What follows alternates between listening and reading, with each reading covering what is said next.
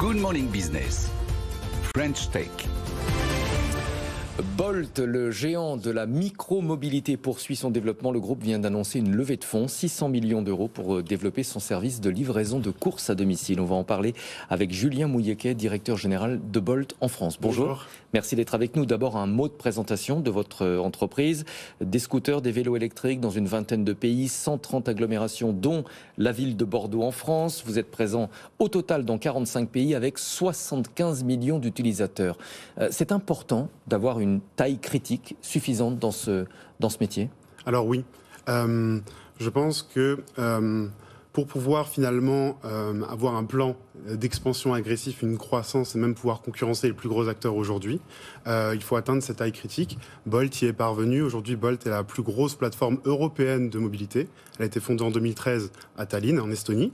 On opère sur différentes lignes de service, comme vous avez cité la micromobilité, aussi le ride-hailing, plus communément appelé le VTC en France, la livraison de repas, Bolt Market, comme vous l'avez dit, la livraison de courses, et aussi Bolt Drive, un service de location de véhicules en libre service. Alors, vous venez d'annoncer une levée de fonds, 600 millions d'euros, pour développer le service de livraison de courses à domicile. Expliquez-nous. Alors, aujourd'hui, c'est pas vraiment le montant de cette levée de 600 millions qui est importante.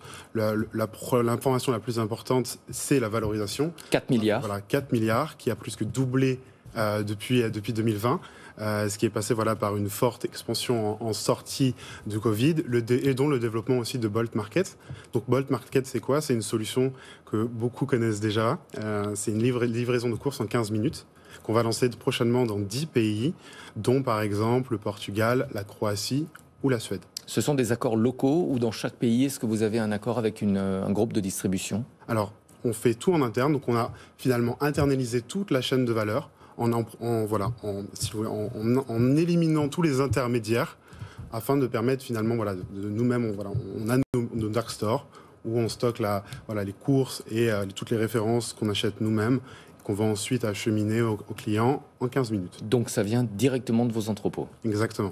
Livraison de courses en 15 minutes, évidemment pour le consommateur c'est très séduisant. Pour autant, est-ce que c'est écologiquement et socialement responsable? On a tous constaté des scooters qui ne respectent pas les feux rouges, qui se mettent en danger, qui mettent les autres en danger. Est-ce que la concurrence entre les plateformes de livraison n'est pas en train d'entraîner un certain nombre de dérives, à votre avis? Alors je pense que cette remarque est propre aussi à chaque pays, chaque organisation. Je ne suis pas sûr qu'on puisse... Moi je vous parle en tant que Parisien. Exactement. Donc aujourd'hui on n'opère pas à Paris et il n'y a pas de plan public sur l'expansion à Paris. Donc je ne pourrais pas commenter un potentiel lancement de Bolt Market en France. Tous nos courriers aujourd'hui seront les mêmes que finalement ceux qu'on utilise pour Bolt Food. Et finalement, on va créer une synergie. Et c'est ça où aujourd'hui Bolt se définit comme une super app. C'est qu'on va intégrer différents modèles de livraison et de mobilité dans la même application. Et donc finalement, créer des synergies entre les différents services que nous proposons.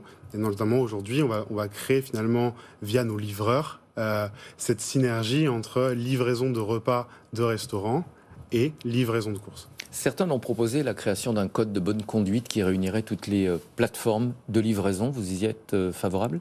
Oui, je pense que c'est toujours une bonne idée et une bonne initiative finalement de s'aligner sur toute initiative sociale.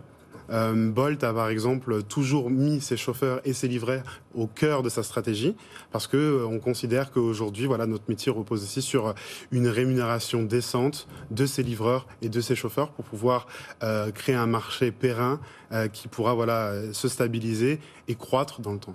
Alors justement, j'imagine que vous allez procéder à des recrutements pour ce service. Est-ce que vous êtes confronté à des difficultés de recrutement? La semaine dernière, la responsable en France de la plateforme chinoise Cao Cao nous disait qu'ils avaient été contraints de proposer des CDI pour attirer les employés. Alors, sur le modèle, nous on opère en France, on a un bureau à peu près de 35 personnes en local. On a un fonctionnement qui est très atypique où finalement on recrute très fortement. Par exemple, la France, aujourd'hui, on recrute une dizaine de personnes. Ouais. D'ailleurs, si une personne nous regarde et souhaite postuler... Ils peuvent le faire sur votre site internet. Exactement. Et au niveau du siège, on recrute sur plus de 540 positions. Donc c'est pour le siège et à l'étranger. Et donc nous, on n'a pas du tout de problème de recrutement et finalement, on recrute énormément. et ce depuis plusieurs années. On est par exemple la seule plateforme de mobilité à ne pas avoir licencié d'employés même pendant la crise sanitaire. Quelles sont les conditions de vos salariés? Ils sont tous auto-entrepreneurs, qui est le modèle dominant dans votre industrie, ou est-ce que vous proposez également des contrats en CDD ou en CDI? Ah, d'accord. Je pense que alors, pour les chauffeurs, on utilise les chauffeurs et les livreurs, c'est un modèle d'indépendant. Ouais. Donc tous les chauffeurs sont auto-entrepreneurs ou ont leur propre société.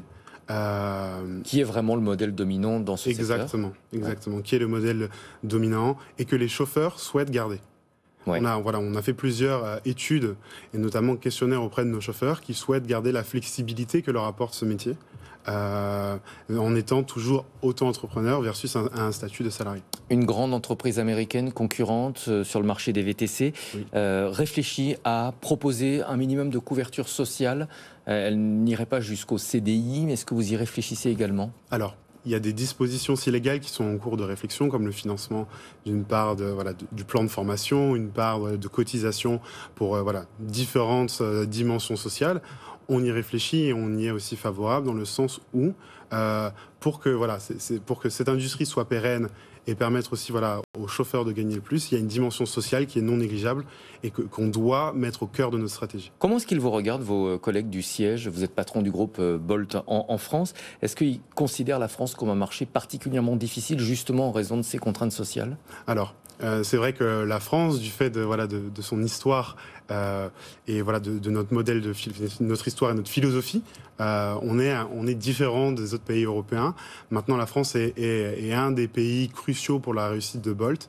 Il y a un très très gros focus de notre groupe sur la France, et ce qui passe aussi par des investissements agressifs.